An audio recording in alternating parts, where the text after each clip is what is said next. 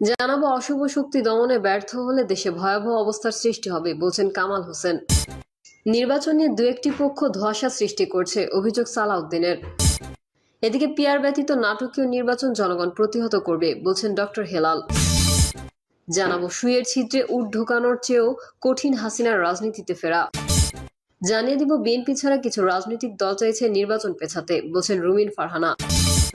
এবং সর্বশেষ জানাবো জয় বাংলা স্লোগান দিয়ে হামলা করেছে জাপা। এতক্ষণ শুনছিলেন সংবাদ শিরোনাম, এবারে বিস্তারিত। তবে তার আগে অনুরোধ থাকবে আমাদের চ্যানেলটি সাবস্ক্রাইব করে বেল আইকনটি ক্লিক করুন। সুইয়ের ছিদ্রে উট ঢোকানোর চেয়েও কঠিন হাসিনার রাজনীতিতে ফেরা। সুইয়ের ছিদ্রে উট ঢোকানোর চেয়েও কঠিন বাংলাদেশে পুনর্বাসিত হয়ে শেখ হাসিনার রাজনীতি করা বলে মন্তব্য করেছেন সাবেক সংসদ সদস্য ও কলামিস্ট গোলাম মাওলা রনি। তিনি বলেছেন, আমি বারবার প্রথম দিক থেকেই বলেছি, শেখ হাসিনা এবং তার এমপি মন্ত্রীরা যারা বাংলাদেশ থেকে পালিয়ে গেছেন তারা বাংলাদেশে পুনর্বাসিত হয়ে আবার রাজনীতি করবেন, এটা প্রায় অসম্ভব। একটা সুইয়ের ছিদ্রের পেছন দিক থেকে যেমন উট ঢোকানো যতটা কঠিন, তার চেয়েও বেশি কঠিন হাসিনার রাজনীতিতে ফেরা।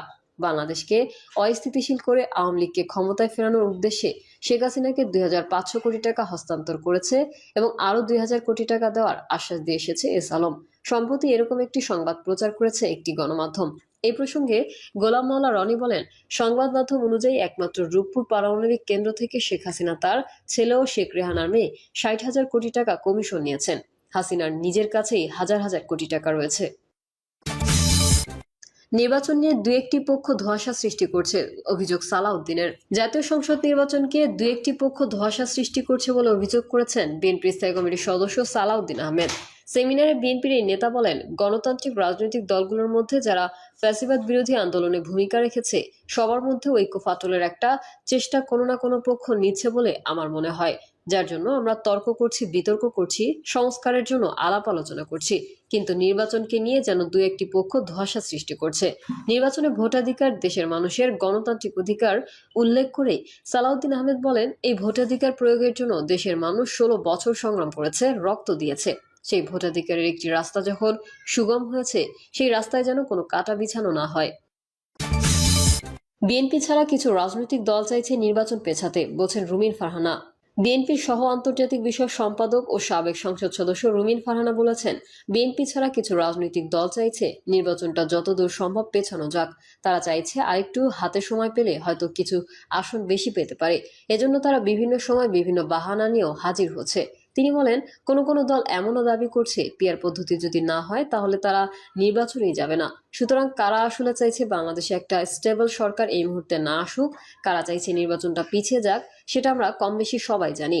রুমিন ফারহানা আরো বলেন, প্রধান উপদেষ্টা যখন হঠাৎ করে ৫ তারিখে ঘোষণাটি দিলেন, যেই ফেব্রুয়ারিতেই নির্বাচন হতে যাচ্ছে, তখন সরকারের ভেতরে সবাই কি খুশি হয়েছিল? মনে হয় না। আরেকটি রাজনৈতিক দল বলছে, নির্বাচন হওয়ার আগে অবশ্যই বিচার এবং সংস্কার শেষ করতে হবে। এখন বিচার বলতে আপনি কি এফআইআর দায়েরকে বোঝাচ্ছেন?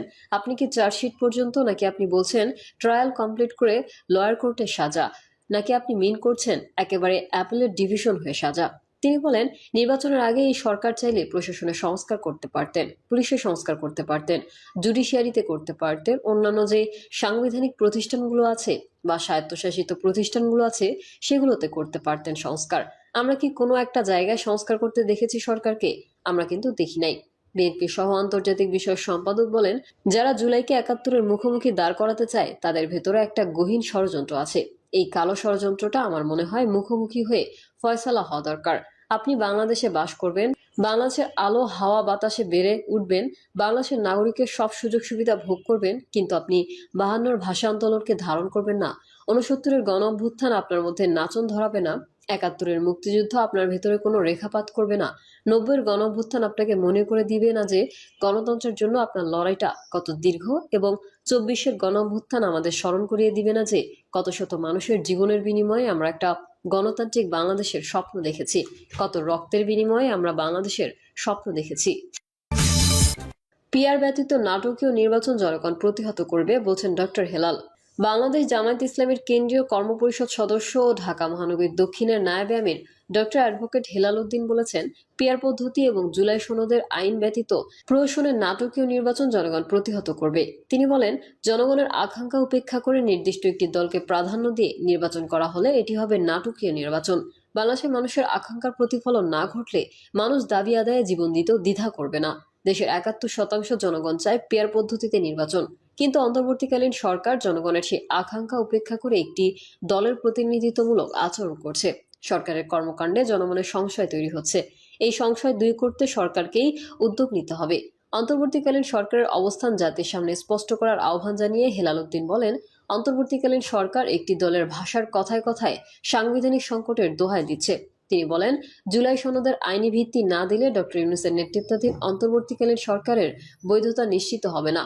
যারা এই সরকারকে সাংবিধানিক সংকটের ভয় দেখাচ্ছে, তারা ক্ষমতায় বসলে অন্তর্বর্তীকালীন সরকারকে অসাংবিধানিক সরকার হিসেবে ঘোষণা করবে। হেলাল উদ্দিন বলেন, পিয়ার পদ্ধতিতে নির্বাচন ও জুলাই সনদের আইনি ভিত্তি জামায়াত ইসলামীর দলীয় দাবি নয়, এই দাবি গণমানুষের, যার প্রমাণ ইতোমধ্যে বিভিন্ন সংস্থার জরিপে উঠে এসেছে। জরিপে দেখা গেছে দেশের ৭১% মানুষ পিয়ার পদ্ধতিতে সংসদ নির্বাচন চায়। একটিমাত্র দল ছাড়া অন্য সব রাজনৈতিক দলও পিয়ার পদ্ধতিতে নির্বাচন চায়। তাহলে সরকারের কার স্বার্থে পিয়ার পদ্ধতি এড়িয়ে গিয়ে ফ্যাসিবাদীর ব্যবস্থার নির্বাচনের আয়োজন করতে চাচ্ছে, সেটি সরকারকে জাতির সামনে স্পষ্ট করতে তিনি আহ্বান জানান। সরকার যদি ফ্যাসিবাদের উত্থানে সহযোগিতা না করে, তাহলে অনতিবিলম্বে পিয়ার পদ্ধতি এবং জুলাই সনদের আইনি ভিত্তি দিতে জনগণের আয়োজন করতে হবে। নতুবা জনগণ রাজপথে নেমে এলে সব দায় সরকারকে বহন করতে হবে। অশুভ শক্তি দমনে ব্যর্থ হলে দেশে ভয়াবহ অবস্থা সৃষ্টি হবে, বলছেন কামাল হোসেন। মব ভায়োলেন্সের ধারাবাহিকতায় আশঙ্কা ও উষ্মা প্রকাশ করে গণফোরামের ইমেরিটাস সভাপতি ডক্টর কামাল হোসেন বলেছেন, দেশে মব সংস্কৃতির এক নতুন প্রেক্ষাপট বিরাজ করছে।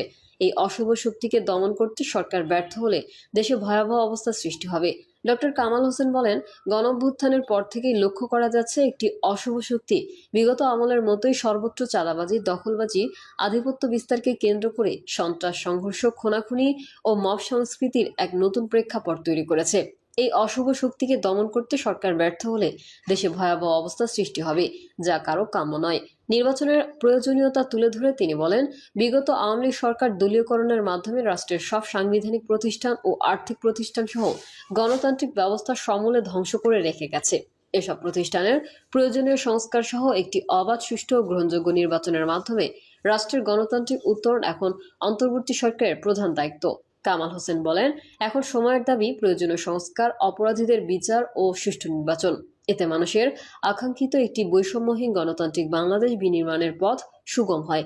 ইতিমধ্যে অন্তর্বর্তী সরকার আগামী বছরের ফেব্রুয়ারি মাসে জাতীয় নির্বাচনের ঘোষণা দিয়েছে। আশা করি বর্তমান সরকার জনগণের প্রত্যাশা পূরণে আন্তরিকতার সঙ্গে তার উপর অর্পিত দায়িত্ব পালন করবে।